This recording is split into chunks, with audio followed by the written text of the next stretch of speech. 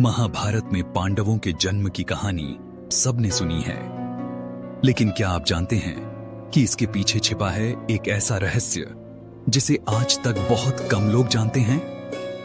पांडु राजा को क्यों मिला श्राप और कुंती को मिला दिव्य वरदान, और उसी से शुरू हुई थी वो गाथा जिसने महाभारत का इतिहास रचा। आखिर पांडवों के जन्म का सच क्या था?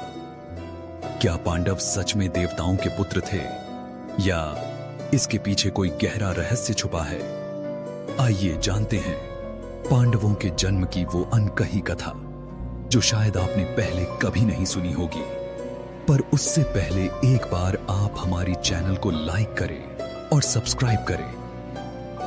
हस्तिनापुर के राजा पांडु बहुत शूरवीर और धर्मनिष्ठ राजा थे। उनकी दो रानियां थीं, कुंती और माद्री। पांडु को शिकार करने का बहुत शौक था।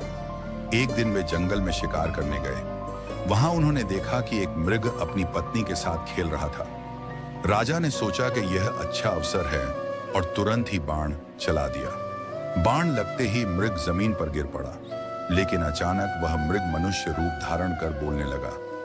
वह कोई साधारण मृग नहीं था, बल्कि ऋषिकिंडम थे, जो अपनी पत्नी के साथ मृग का रूप धारण कर विहार कर रहे थे। मृत्यु के समय ऋषि ने पांडु को कठोर श्राप दिया।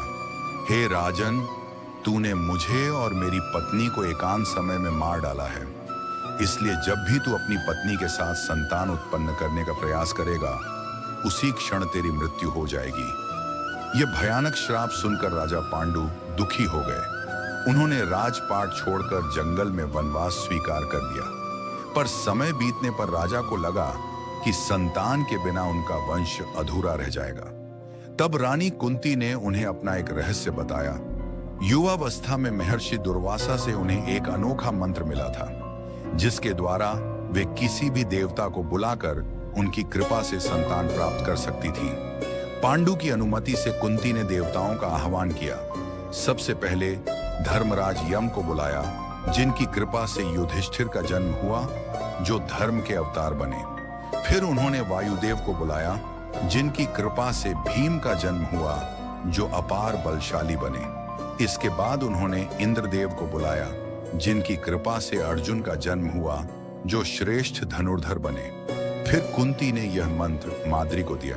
माद्री ने अश्विनी कुमारों का आह्वान किया और उनके आशीर्वाद से जुड़वा पुत्र हुए, नकुल और सहदेव। इस प्रकार पांचों पांडव, युधिष्ठिर, भीम, अर्जुन, नकुल और सहदेव का जन्म हुआ। लेकिन राजा पांडु का श्राप कभी दूर नहीं हुआ। एक दिन वे अचानक अपनी पत्नी माद्री की ओर आकर्षित हुए और श्राप के अनुसार तुरंत ही उनकी मृत्यु हो गई। माद्री भी पति के बिना जीना नहीं चाहती थी, इसलिए सती हो गई। कुंती पांचों पुत्रों को लेकर हस्तिनापुर लौट आई, जहां से पांडवों के जीवन की नई कथा प्रारंभ होती है। यह कथा हमें सिखाती है कि अनुचित समय पर किया गया अनुचित कार्य कितने बड़े परिणाम ला सकता है।